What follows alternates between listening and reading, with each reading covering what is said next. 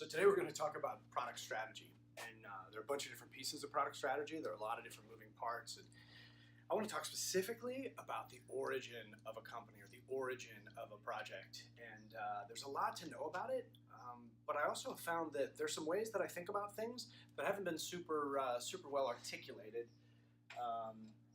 out kind of in the market. So I want to share this stuff because maybe it'll be helpful to people who are starting companies or trying to make sure that they can find their market or grow over time.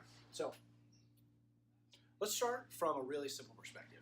When you've got when you try to build a company, let's say, you've got to have an offering or a product or a service or something that you provide to the market, and you have to have customers of that. You have to have people who want to buy that. You have to have people who are interested in becoming customers of the service or product that you want to offer, right? That's called product market fit. You can call it a bunch of different things, but basically until you've got both sides of the equation, something to offer and somebody to buy it, you don't really have a business. The awesome thing is when you do find that, then now you're off to the races. You can do a lot of things and a lot of opportunities to grow and build and expand and market and all of those things. But the real challenge and the real question is, before you find that fit between what you have to offer and what people want to buy, there's a lot of uncertainty, and the uncertainty is true by definition. It's uncertainty, meaning you don't know what's going to happen. So I've spent a lot of time, I've spent years and years and years creating new products for markets and creating things that people didn't know they wanted, and creating services on the internet and in other ways too, different kinds of products that ultimately we found a way to take a passion that we had and drive that forward into a product that ultimately found a market. So let me tell you how I think about that. If you take the two pieces of the equation and you map them out, you can end up with a 2x2 grid, right? Every business class, every business school, you end up drawing 2x2 grids, right? It's a good way to separate out how you think about things. I think about the vertical side as being the ability to find a market, or it's about knowing who your customers are. So we'll just call this market. When you find a market for your products, you're off to the races. Now, here's the other dimension. It's product. And product is a stand-in for product or service or offering. It doesn't really matter. It's the thing that you bring to market. If you put down here unknown and known, and then over here for the vertical, you do exactly the same thing. Unknown and known. You end up being able to pull out these ideas into something super meaningful. So to be really clear about this, if you're down here, you don't know who your market is and you don't know what your product is. You're really starting from square one.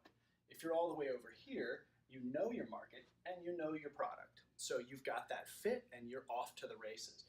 From this quadrant, this is where real money is made. This is where real businesses happen. These other three quadrants are called pre-product market fit, and this is where the work is a little bit different. You can't scale something when you don't have that match. So what do you do? Let's talk about each quadrant really quickly. I'm going to start with the easy one. The easy one down here is when you don't know who your market is and you don't know what your product is, you're at the very beginning. Hope there's no revenue pressure on you at that point because you don't really know where to start.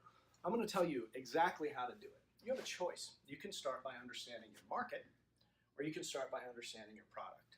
I have a preference here, and it's tried and true, and it's actually counter to what many people say.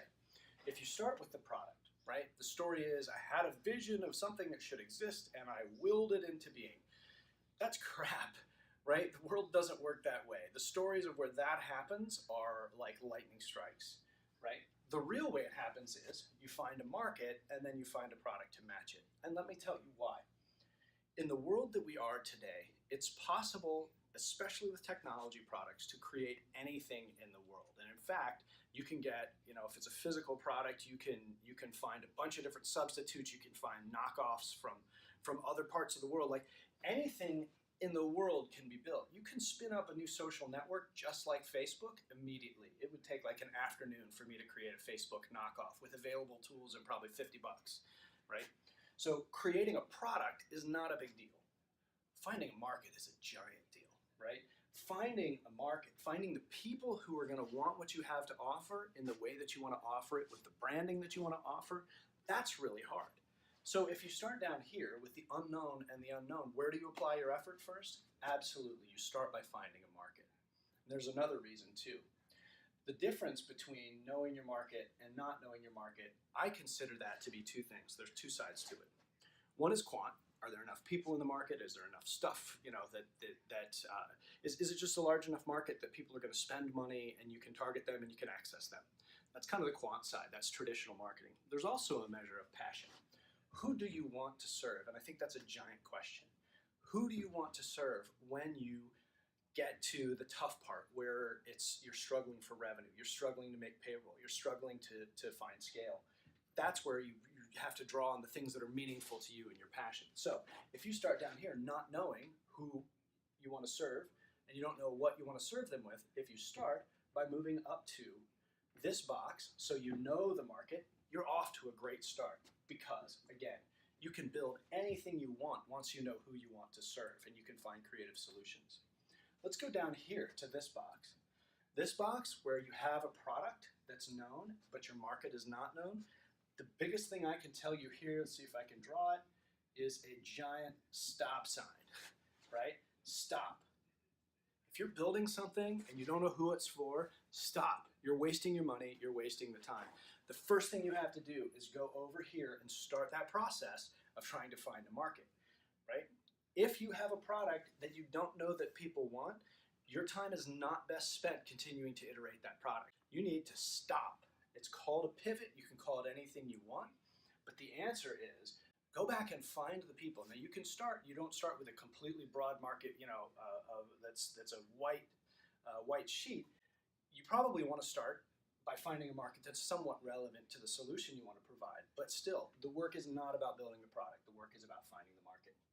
So, quick recap. If you're down here, start with the market.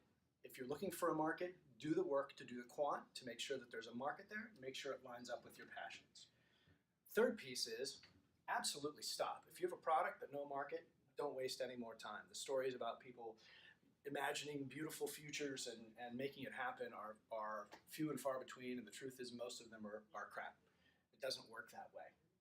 So now the last quadrant. Once you know your market, you can test, and this is the magic piece. It's really difficult. You can't essentially test to move from having a product to having a market without doing a needle in a haystack. Trying, do you want my product? I've got this widget. Do you want the widget? Do you want the widget? Do you want the widget? That's just a waste of time. But this is not a waste of time. You know who your market is. You can talk to them. You can ask them questions. You can see what their needs are. There are techniques that you can actually find their unmet needs that they can't voice. It's called empathic design. So the magic thing about how Steve Jobs figured out what people wanted before they could express it, there's a method for that, and you can use it. So this process of going from knowing your market to building a product for your market, then instead of trial and error with a needle in a haystack, becomes a very repeatable process of discovering needs, prototyping to see whether you've matched those needs, and over time, ultimately, you can zero it in. Here's what's awesome about the frequency group. We know when you hit this,